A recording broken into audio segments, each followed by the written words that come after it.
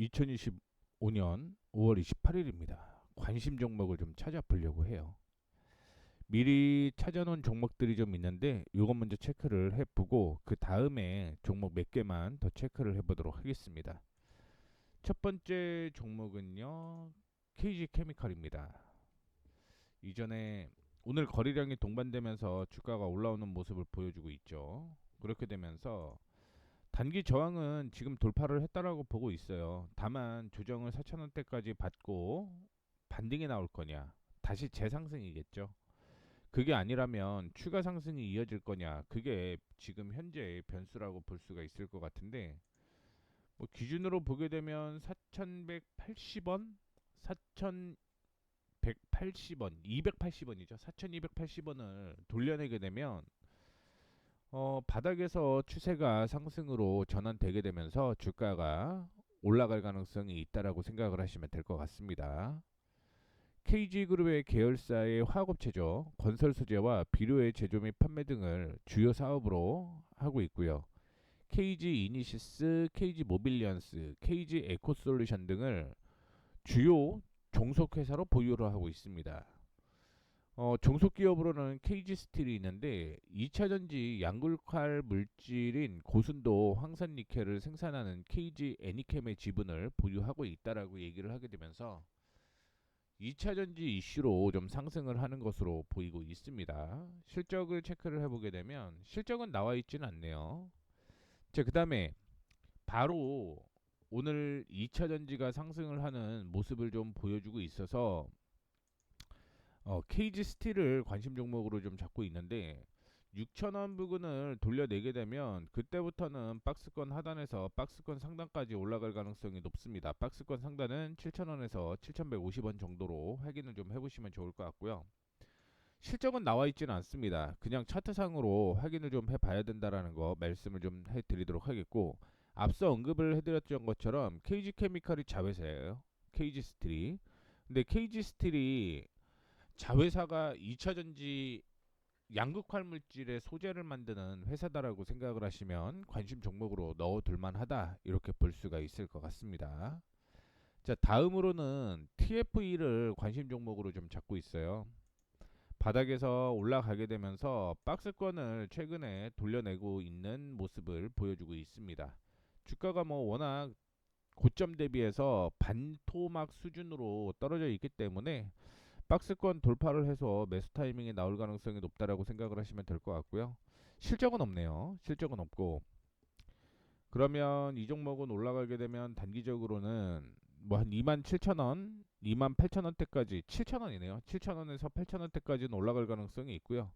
그 다음에 실적 확인이 좀 돼야 될 것 같은데, 만약에 실적 확인이 잘 된다라고 하면, 그러니까 실적이 잘 나온다는 얘기겠죠. 37,000원대까지 상승 여력 있는 종목이라고 생각을 하고 있습니다. 단기로 어쨌든 계속적으로 보고 있다라는 걸 말씀을 좀 해드리도록 하겠고요. 인텔리안 테크는 관심 종목으로, 어제 관심 종목으로 잡아놨습니다. 조정을 좀 받아야 된다라고 보시면 될 것 같고요. 조정을 되게 되면 폭이 좀 있어요. 1차적으로 44,000원 부근에서 매수 타이밍이 나온다라고 생각을 하시면 될 것 같고요. 그 다음에는 조정을 받게 되면 41,000원 부근까지 조정을 받아야 되는데 이 폭이 지금 뭐 거의 5% 가까이죠. 그래서 만약에 지지가 나와서 내일 상승을 한다라고 하면 상관이 없겠지만, 그렇지 않다라고 한다면 41,000원대까지 조정 가능성 열어두고 매매에 임하시면 좋겠다라는 말씀 드리도록 하겠고요. 어제 그 이슈가 나왔던 게 사업이 본격화될 것이다라고 얘기를 하고 있거든요. 그래서 뭐 원앱 통신 위성용 단말기 최대 공급사로서 원앱은 최근 다양한 유통 파트너들과 계약을 체결을 했고요. 지난해부터 평판형 안테나 재고가 소진되고 있는 것으로 분석이 되게 되면서 2분기부터 실적 턴어라운드 및 가파른 성장 추세 전환이 예고된다라고 얘기를 했는데, 실적 확인해 보시게 되면 실적 올해 턴어라운드가 예상이 되고 있습니다. 2023년, 2024년을 다 뛰어넘고 2022년 실적과 거의 버금되는 수준이다라고 볼 수 있을 것 같고요. 2분기부터 흑자 전환되고 3분기에 거의 2배, 3배 가까이 상승을 한다라고 볼 수가 있을 것 같습니다. 그리고 4분기에도 거의 2배 성장을 하죠. 그렇기 때문에 관심 종목으로 잡아 놓으셔도 괜찮다라는 거. 그러면 하반기에 금리가 만약에 인하가 된다라고 한다면 이거 중기적으로는 87,000원대까지 상승 여력이 있다라고 생각을 하시면 될 것 같습니다. 그 다음에 KH바텍인데 KH바텍은 이전에 저항으로 형성되었던 곳이 1,500원에서 1,700원 수준이다라고 보시면 될 것 같은데요. 실적은 좋아집니다. 실적은 분기 실적으로 보게 되면 2분기가 1분기 대비 2배 정도 좋아지고요. 작년 대비해서도 증가하는 모습을 보여주고 있습니다. 작년 대비해서는 거의 50% 좋아지죠.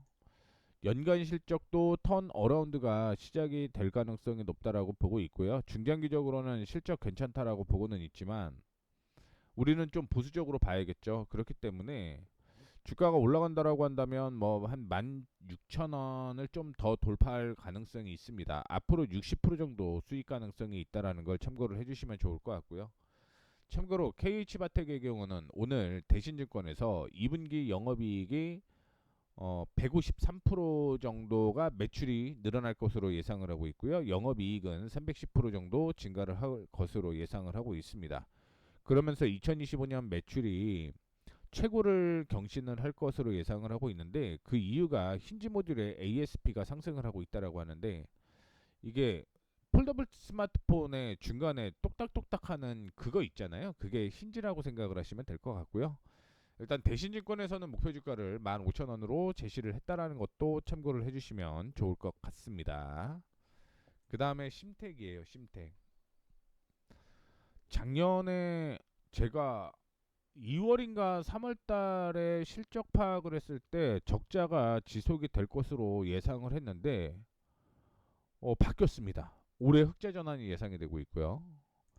분기로 보게 되면 3분기부터 실적 턴 어라운드가 예상이 되고 있습니다. 거의 뭐 3분기가 성수기다라고 볼 수가 있을 것 같죠. 그런데 4분기도 역시 실적이 증가를 할 가능성이 있다라고 보고 있는데 주가의 위치를 확인해 보게 되면 이전에 올라갔다가 여기가 저항이거든요. 저항.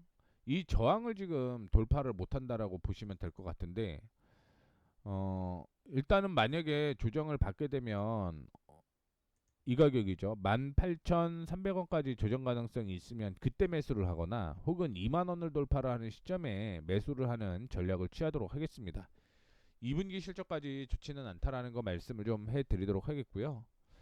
오늘 대신증권에서 심택에 대해서 2분기 영업이익이 흑자 전환이 예상이 되고 하반기에는 확대 전망이 된다라고 얘기를 하고 있습니다.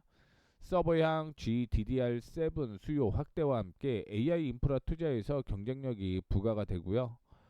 비메모리 매출이 증가를 하게 되면서 3분기부터 본격적인 상승이 이어질 가능성이 높다라고 얘기를 하고 있고 리포트가 또 현대차에서도 나왔어요. 1분기에는 예상외로 호실적이고 하반기 반도체가 실적이 좋아질 것이다라고 얘기를 하고 있습니다. 역시 2분기 매출과 영업이익이 적자 기조를 벗어날 것으로 예상을 하고 있습니다. 다만 3분 하반기죠. 풀인 수요라고 얘기를 하는데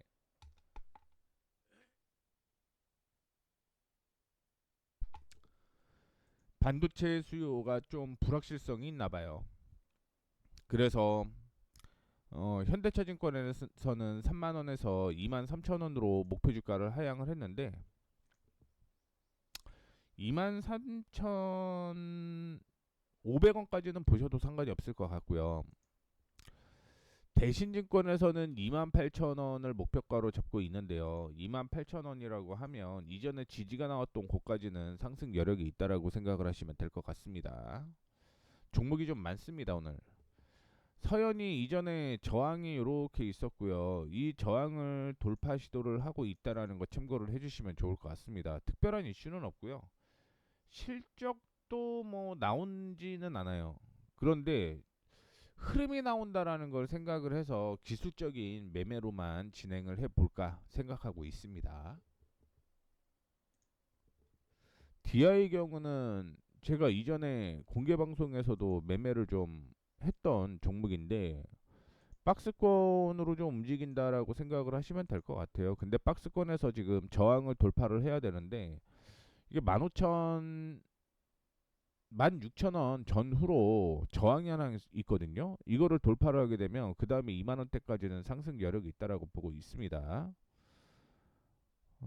실적 확인해 보게 되면 올해 실적이 어마어마하게 좋아지죠. EPS로 보게 되면 39원에서 1,530원까지 올라가게 되면 10배면 39배잖아요. 390원이잖아요. 그리고 20배면 거의 뭐 800원 수준이고 30배면 1200원 수준이죠. 35배 정도 성장 가능성이 있는 종목이다라고 생각을 하시면 돼요. 정확하게는 39배 정도 성장 가능성이 있다라고 얘기를 하고 있고요.